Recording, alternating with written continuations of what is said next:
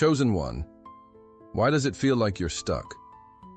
Why does it seem like you're praying harder, believing deeper, waiting longer, yet everything feels slower?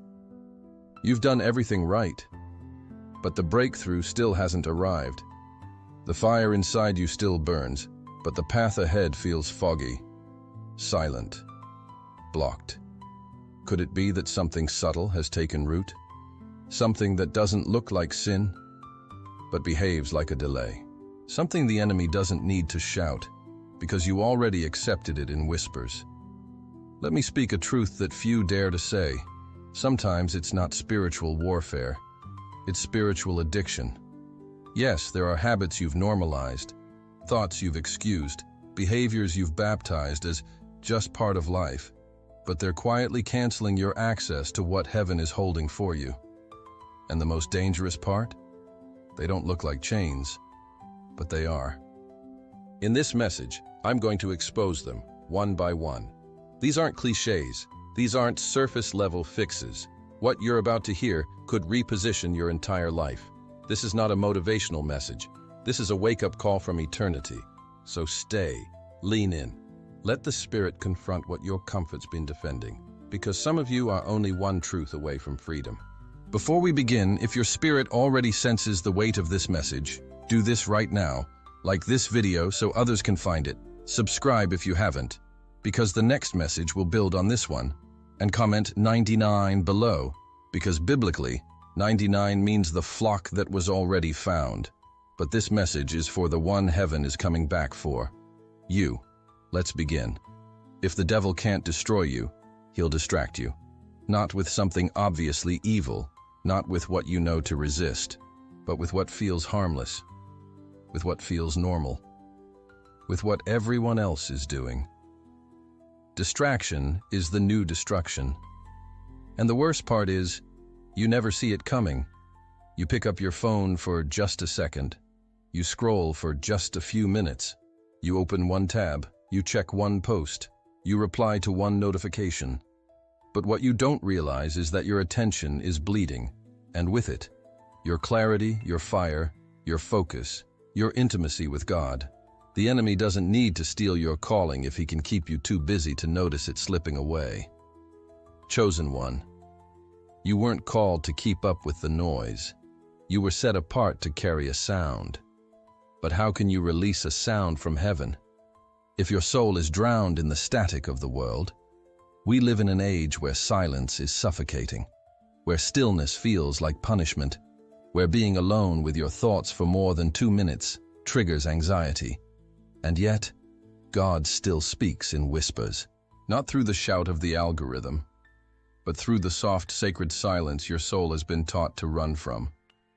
What if the reason you feel spiritually stuck is because you've been too distracted to hear the instructions for your next move? You keep asking for confirmation. But when was the last time you were quiet enough to receive it? You're not lacking revelation. You're lacking room for it.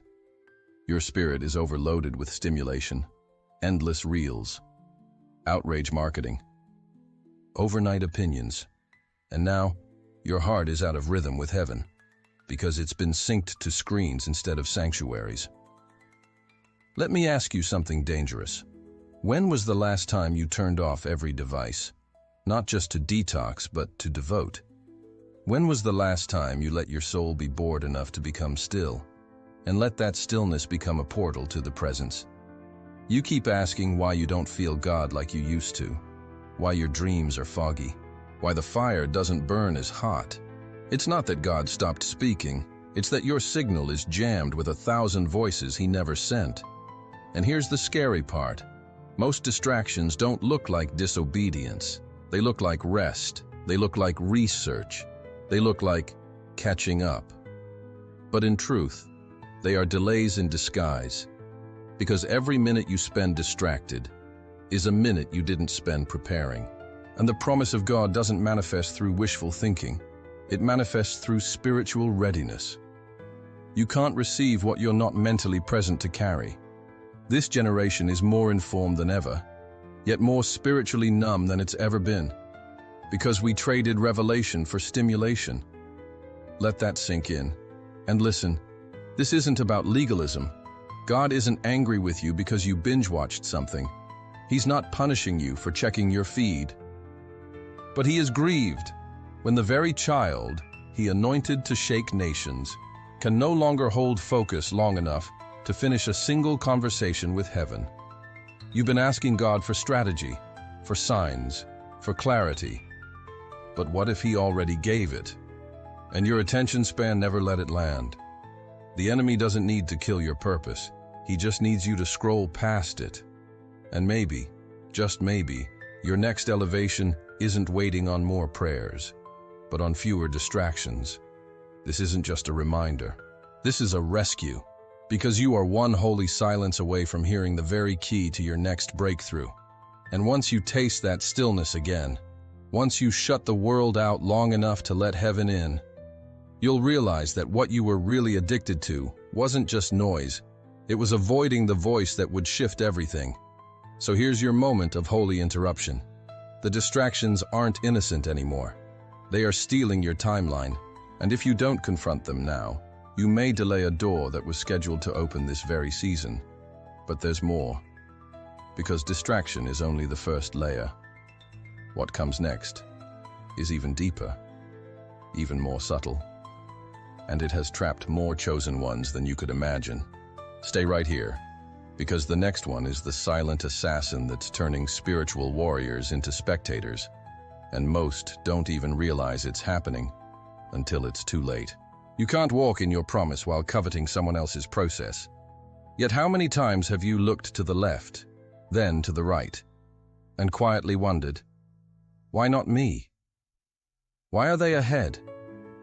Why is their life unfolding so perfectly, while mine feels like a divine delay? Comparison is the silent killer of prophetic timelines. It doesn't scream, it whispers. It doesn't break you violently. It erodes you silently from the inside out. And the scariest part? It often looks like admiration, like inspiration, like being a student of someone else's journey. But somewhere along the way, you stopped learning and started longing. Longing for their favor, longing for their results, longing for their timing. And slowly, without noticing, you stopped watering your own garden. You stopped building what God gave you, because your eyes were no longer on your own assignment. They were fixed on someone else's highlight reel. Chosen one. Hear this. You were never called to compete. You were called to carry. And the moment you begin to measure your worth by someone else's window, you strip your journey of its sacred uniqueness. God didn't promise you their destiny. He crafted yours in secret, formed it in fire, marked it with moments only you could survive. But comparison will make you question it all. It will make you resent the very path God protected you with. It will make you despise your pace, your process, even your personality. And in the blink of a scroll, you're no longer confident. You're confused. You're no longer running your race. You're watching theirs. And that's the moment the enemy smiles, because he didn't need to kill your anointing. He just needed to distract you long enough to make you doubt it. Let me ask you something dangerous. Are you stuck, not because you lack favor, but because you've been envying a blueprint that was never yours to begin with? What if the wilderness you're walking through isn't punishment, but preparation for a promise that others couldn't even carry? But every time you look at someone else's elevation, you forget the battles they fought in silence, the tears behind the posts, the process behind the platform. You forget that every calling has a crushing, that every crown comes with a cross, and that no two journeys are ever truly the same. Comparison is a distortion of divine timing. It convinces you that you're late when God says you're right on schedule. It convinces you that you've missed it when God says you are being preserved. It convinces you that you're not enough when heaven already stamped you as chosen. But how can you hear that affirmation if your ears are tuned to applause that was never meant for you? Some of you are depressed right now, not because you're empty, but because you keep feeding your soul with someone else's assignment. And it's making you spiritually sick. Every time you compare, You rob yourself of momentum. You rob yourself of vision. You rob yourself of the divine originality that only you carry. Let me be clear. You can't build your altar with bricks from someone else's temple. It will collapse. Because what God tailored for you won't fit them. And what He tailored for them was never designed to rest on your shoulders. Comparison doesn't just delay purpose. It creates false purpose. You begin chasing things God never called you to. You start praying for platforms He never built for you. And then you wonder why the doors won't open. But it's not rejection. It's redirection. Because heaven won't finance a counterfeit mission, and your soul knows it. That emptiness you feel. It's not failure. It's the ache of being out of sync with your true design. But here's the breakthrough moment. You can break free from this addiction right now. By choosing to believe that your process is not a punishment, it's a prophecy unfolding in slow motion. By choosing to see your delays not as denials, but as divine sequencing.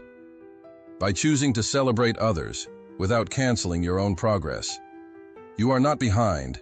You are not forgotten. You are being refined. And the more you embrace that truth, the less power comparison will have over your destiny. But listen closely, because what comes next is even more dangerous. It doesn't look like distraction, and it doesn't sound like envy. It hides under your own voice. It disguises itself as humility, but it's killing more chosen ones than you realize. Stay with me. Because the third addiction is the betrayal you commit against yourself, and it's time we expose it. Your habits are either building your altar or destroying it. Most spiritual warfare isn't external, it's internal. It's not the curse spoken against you. It's the one you keep speaking over yourself. Self-sabotage is the quiet addiction that lives in your routines, in your excuses, in the way you shrink when it's time to rise, in the way you delay obedience in the name of waiting on confirmation, in the way you rehearse your limitations more than your anointing. It hides behind perfectionism, behind hyper-spiritual language, behind busyness that produces nothing. It disguises itself as humility. But deep down, it's fear in a religious costume. You say you trust God, but every time He tries to birth something through you, your actions, your patterns, your mindset abort the process. You pray for open doors, but you never knock. You fast for clarity, but ignore the clarity already given. You ask for platforms, but can't finish preparing the message. And so you remain in a spiritual pregnancy that never delivers, because you keep sabotaging your own labor. Chosen one, do you realize how many miracles are still stuck in the womb of your hesitation? This isn't about sin. It's about self-betrayal, the constant cycle of praying bold, but living small, of saying yes to God, but building daily habits that scream, not yet. There's something holy God placed in you, but you keep delaying it. Not because you're not capable, but because some part of you still believes you're not worthy. And that belief? It's not from heaven. It was sown by every rejection you endured, by every voice that told you you're too much or not enough. And now, even in private, you've become the echo of those voices, whispering doubt to yourself, sabotaging what heaven already approved. You don't need another prophetic word. You need to stop canceling the ones you've already received. Let's be real. Self-sabotage doesn't always look like destruction. Sometimes it looks like preparing. You tell yourself you're just getting ready, when in truth, you're afraid of being seen, afraid of failing, afraid of success that might change everything. So instead of stepping out, you stay stuck, in planning, in tweaking, in overthinking. And all the while, the promise waits, impatiently. What if your procrastination isn't laziness, but deep-rooted spiritual trauma? You've been told your whole life to stay small, to not outshine others, to play it safe. But God never called you to blend in. He called you to break ground. Every time you ignore that call, every time you choose delay over discipline, You're not just stalling your progress. You're dishonoring your assignment. You've prayed for acceleration. But God can't speed up what you keep pausing. He can't bless what you refuse to begin. And He won't anoint the version of you that's still hiding behind fear. Let me say something you may not want to hear. God is not going to drag you into your destiny. He'll guide you, He'll empower you, He'll open the door. But you must walk through it. And if your current habits, your current mindset, your current cycles don't support that walk, then you're not waiting on God. You're waiting on your own permission to believe you were chosen in the first place. That's the addiction. The addiction to stalling your own future because you've confused comfort with safety. But comfort never built altars. Comfort never cast out demons. Comfort never split seas or raised the dead. Your destiny demands courage. It demands obedience without all the answers. It demands a holy defiance against every lie you've believed about yourself. You can't be both the builder and the destroyer. You can't keep asking for the fire and then refusing to gather the wood. Are your habits building an altar for God to descend, or are they slowly dismantling the very space He wants to fill? Reflect. Because the promise is not waiting on more prayer, it's waiting on follow-through. It's waiting on your yes to become a routine, not just a declaration. It's waiting on you to get up tomorrow and move like someone who believes they've already been seen, chosen, sent. And don't confuse effort with striving. You're not earning the promise, but you are required to steward it. And that means confronting every way you've been sabotaging your own next level. Because here's the truth. Your future is not being stolen by demons. It's being delayed by decisions. But something is shifting right now. Even as you listen, something in your spirit is waking up. You're realizing this isn't just a message, it's a mirror. And what you do with this revelation will determine whether the promise remains a prophecy or becomes your reality. But we're not done, because there's one more addiction that often goes unnoticed. It's quiet, it's emotional, and it feels like comfort, but it's actually keeping you from healing. What if the very thing you run to for relief is the very thing keeping you in bondage? Keep watching. The next revelation might unlock everything. The flesh craves comfort, but your spirit was built for fire. And that's exactly where the war begins. Because deep down, your soul knows it was made for something greater. It knows it was created to endure, to stretch, to carry glory. But the moment discomfort rises, the flesh scrambles to escape it. And so, you reach for the nearest emotional crutch. A screen, a snack, a person, a performance, something, anything that will numb the ache instead of heal the root. But chosen one, you were not called to numb the pain. You were called to mine it for purpose. Every wound God allowed was permission for depth. Every season of silence was preparation for weight.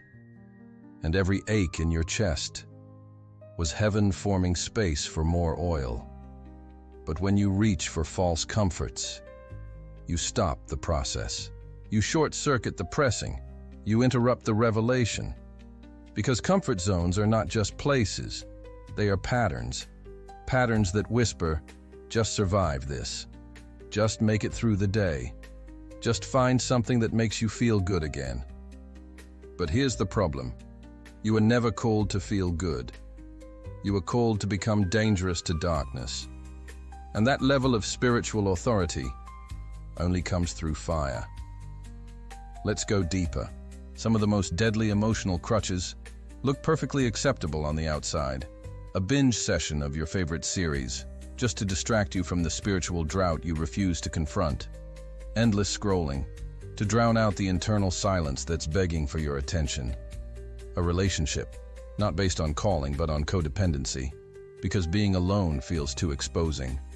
Even ministry itself, used not as a vessel of obedience, but as a mask to avoid dealing with the mess inside.